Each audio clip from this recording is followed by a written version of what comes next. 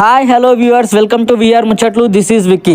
ప్రజలు తలుచుకుంటే ఒక మనిషిని ఆకాశం అంత ఎత్తుకు ఎలా ఎదగనిస్తారో, అదే ప్రజల్ని కించపరుస్తూ మాట్లాడితే అర్ధ పాతాళానికి తొక్కేస్తారనే దానికి నా అన్వేషణ లైఫే లైవ్ ఎగ్జాంపుల్. ఈశ్వరుడు ఇచ్చిన నోరుందనేసి ఎలా పడితే అలా మాట్లాడితే జనాలు చూస్తూ ఊకోరు.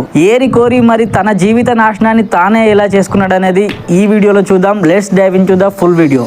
ఇక అసలు విషయానికి వస్తే, ఈ కాంట్రవర్సీ మొత్తం మన యాంకర్ శ్రవంతి గారు కట్టుకున్న శారీ వల్ల స్టార్ట్ అయిందని చెప్పాలి. దండోరా మూవీ ఈవెంట్ లో యాంకర్ గా చేసే శ్రవంతి గారు సారీతో కనిపించారు. అయితే శివాజీ గారు యాంకర్ శ్రవంతి గారిని పొగుడుతూ, అమ్మాయిలు మొత్తం ఇలా నిండుగా చీర కట్టుకొని ఉండండి, సామాన్లు కనిపించే బట్టల్లో మీ అందం ఉండదు, చక్కగా నిండుగా కనిపించే చీరలోనే అసలైన అందం దాగి ఉంటుంది, అందం అంటే ప్రకృతి, అది ఎంత దాచుకుంటే అంత గౌరవం పెరుగుతుంది అంటూ చెప్పారు. అయితే నటుడు శివాజీ గారి వ్యాఖ్యలపై యాంకర్ మరియు సపోర్టింగ్ ఆర్టిస్ట్ అయిన అనసూయ గారు అండ్ చిన్మయ్య గారు రియాక్ట్ అయ్యారు. ఆయన అలా చెప్పడం కరెక్ట్ కాదంటూ, నా బాడీ నా ఇష్టం అంటూ అనసూయ గారు రెస్పాన్స్ ఇచ్చారు. మాట్లాడిన మాటల్లో తప్పును గ్రహించిన శివాజీ గారు సామాన్లు అండ్ ముండా అనే పదాలను వాడినందుకు క్షమాపణలు చెప్పారు. నేను చెప్పాలనుకున్న విషయం కరెక్టే గాని వాడిన పదజలం తప్పు అంటూ ఆయన ఒప్పుకున్నారు. అలాగే లూలు మాల్లో యాక్ట్రెస్ నిధి అగర్వాల్ గారికి జరిగిన ఇన్సిడెంట్స్ ని గుర్తు చేస్తూ, సరైన బట్టలు వేసుకోకపోవడం వల్ల చాలా ఇబ్బందిగా ఉంటుందని చెప్పారు. ఆ సమయంలో ఏ ఒక్క బట్ట జారి కింద పడ్డా గానీ లైఫ్ లాంగ్ నిధి అగర్వాల్ గారు రిగ్రెట్ అవుతూ ఉండేవాళ్ళు, అందుకే నిండుగా ఉండే బట్టలు వేసుకోండి అంటూ చెప్పారు.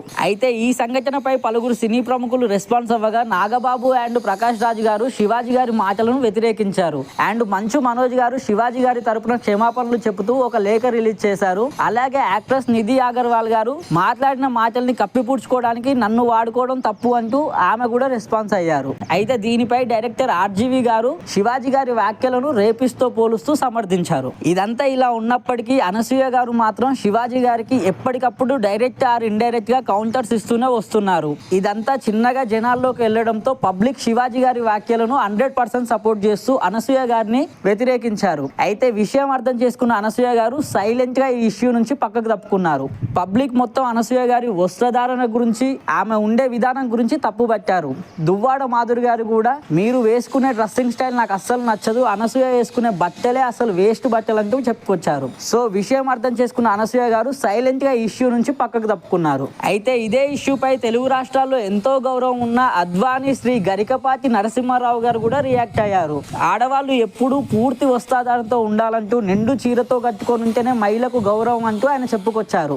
ఆడవాళ్ళు అసభ్యకరమైన బట్టలు ధరించడం వల్ల 56 ఏళ్ల వృద్ధులే ఆగలేకపోతారు, 16 ఏళ్ల యువకులు ఆగమంటే ఎక్కడ ఆగుతారండి, తప్పు వాళ్ళలో కాదు మనం వేసుకునే బట్టలోనే ఉంటుంది, ఆడవాళ్ళు ఎప్పుడైనా మంచి బట్టలు వేసుకోవాలంటూ ఆయన కూడా చెప్పారు. అయితే ఇప్పుడు ఈ వివాదంలోకి మన ప్రపంచ యాత్రికుడు నా అన్వేషణ ఎంట్రీ అయ్యాడు. ఒక భారతీయుడిగా వివిధ దేశాలను తిరుగుతూ భారతీయుల గౌరవాన్ని పెంచుతున్నాడనేసి అందరం కలిసి సపోర్ట్ చేసి, బెట్టింగ్ యాప్స్ కి ఎదురు తిరిగి పోరాటం చేస్తున్నాడంటూ సపోర్ట్ చేస్తే, ఈయన మాట్లాడే మాటలు ఏ విధంగా ఉన్నాయంటే, ఈశ్వరుడిచ్చిన నాలుక ఉంది అనేసి ఏది పడితే వాగుతూనే ఉన్నాడు. నరం లేని నాలుక 100 మాట్లాడుతుంది, కానీ మనిషిగా నీకు తెలవాలిగా ఏం మాట్లాడుతున్నావు ఏం మాట్లాడకూడదు అనేది. మన తెలుగు రాష్ట్రాల్లో ఎంతో గౌరవం ఇచ్చే శ్రీ గరికపాటి నరసింహారావు గారిని అండ్ యాక్టర్ శివాజీ గారిని మనం ఎంతో భక్తి శ్రద్ధలతో పూజించే మన హిందూ దేవతలని, హిందూ ధర్మాన్ని కించపరుస్తూ మాట్లాడాడు. మన హిందూ దేవతలైనటువంటి సీతాదేవిని, ద్రౌపది గారిని కించపరుస్తూ మాట్లాడిన నా అన్వేషణ మాటలు సోషల్ మీడియాలో వైరల్ కావడంతో ప్రజలు మొత్తం ఒక్కసారిగా వీడినా మనం సపోర్ట్ చేసిందనే రియలైజేషన్కి వచ్చారు. ఒక తండ్రి స్థానంలో ఉండి శ్రీ గరికపాటి నరసింహారావు గారు అండ్ శివాజీ గారు చెప్పిన మాటలు ఏ రకంగా తప్పు అనిపించలే. సరే, శివాజీ గారు వాడిన పదజలం తప్పు అనుకున్నా కానీ చెప్పాల్సిన విషయం కరెక్ట్ గానే చెప్పారు. పైగా వాడిన పదజలానికి క్షమాపణలు కూడా వాడారు. అదే శివాజీ గారిని ఈయన అమ్మతో సహా తిట్టుకొచ్చారు. ఇది ఎంతవరకు కరెక్ట్? అంటే మీరు హిందూ మతాన్ని, హిందూ ధర్మాన్ని, హిందూ దేవతలను రెండు తెలుగు రాష్ట్రాలు ఎంతో గౌరవం ఇచ్చి చూసుకునే గరికపాటి నరసింహారావు గారిని అండ్ మంచి చెప్పాలని చెప్పే శివాజీ గారిని అండ్ వాళ్ళ అమ్మని కూడా అనడానికి వీనికి ఓవర్ రైట్స్ ఇచ్చారు. ప్రపంచ యాత్రికుడిగా భారతదేశాన్ని ఎక్కడో తీసుకెళ్లి కూర్చోబెడతాడు, భారతదేశానికి ఎనలేని వన్న తెస్తాడు అని ఫాలో చేసిన భారతీయులందరి నోట్లో ఈరోజు మన్ను కొట్టాడు. భారతదేశ సంస్కృతిని నువ్వేమాత్రం గౌరవించట్లేదు, భారతదేశ దేవతలపై నీకు ఏమాత్రం గౌరవం లేదు, నువ్వు భారతదేశం పేరు ఏం నిలబెడతావు? భారతదేశాన్ని అర్ధపాతాలానికి నువ్వే తొక్కేలా ఉన్నావు, నువ్వేం నిలబెడతావు భారతదేశం పేరు? అయితే ఎంత ఎదిగినా ఒదిగి ఉండాలని అంటారు, కానీ నీకు మాత్రం అదేం లేదు. ఎదిగే కొద్దీ నీకు పొగరు తలకెక్కుతుంది. ఇదే విషయంపై గరికపాటి రితిక కూడా మాట్లాడారు. ఒకప్పుడు మీరు నచ్చేవారు, మీ వీడియోస్ బాగుండేవి, కానీ ఇప్పుడు మీరు చేసే పనులు అస్సలు మీ మాటలు అసలే నచ్చడం లేదు అంటూ ఆమె కూడా చెప్పుకొచ్చారు. ఇలాగే కొన్ని వందల వందల సబ్స్క్రైబర్లు అన్సబ్స్క్రైబ్ చేసుకుంటున్నారు. అలాగే నా అన్వేషణ ఛానల్ కి రిపోర్ట్ కూడా కొడుతున్నారు. అయితే పెద్దవాళ్ళు ఒక తండ్రి స్థానంలో ఉండి ఒక కూతురికి ఒక ఆడబిడ్డకు ఎలా జాగ్రత్తలు అయితే చెప్తారో అలాంటి జాగ్రత్తలే శ్రీ గరికపాటి నరసింహారావు గారు అండ్ నటుడు శివాజీ గారు చెప్పారు. అయితే వాళ్ళు చెప్పిన దాంట్లో ఏ మాత్రం తప్పు లేదు. కానీ నువ్వు ఏ రకంగా సపోర్ట్ చేసావు అంటే ఆడవాళ్ళని ఇప్పుకొని తిరగమంటున్నావా, లేకపోతే నువ్వు చూస్తున్న దేశాలను బట్టి భారతీయ కల్చర్ ని మార్చాలనుకుంటున్నావా? భారతదేశం కల్చరే నిండు చీరతో ఉండడం. నువ్వు ఎలా చెప్తావు అది కాదని? నువ్వు విదేశాలలో తిరిగితే భారతదేశ గొప్పతనాన్ని చెప్పాలి. విదేశాల్లో ఒక చండాలమైన సంస్కృతిని భారతదేశానికి నువ్వెలా నేర్పిస్తావు? అలాగే నా అన్వేషణ వేదాంత్ మీడియాతో మాట్లాడుతూ ఒక మాలలో ఉన్న అయ్యప్ప స్వామితో మాట్లాడకూడని విధంగా మాట్లాడాడు. మాలలో ఉన్న అయ్యప్ప స్వామిని కించపరిచేలా తప్పుడు పదాలు వాడుతూ బూతులు వాడాడు.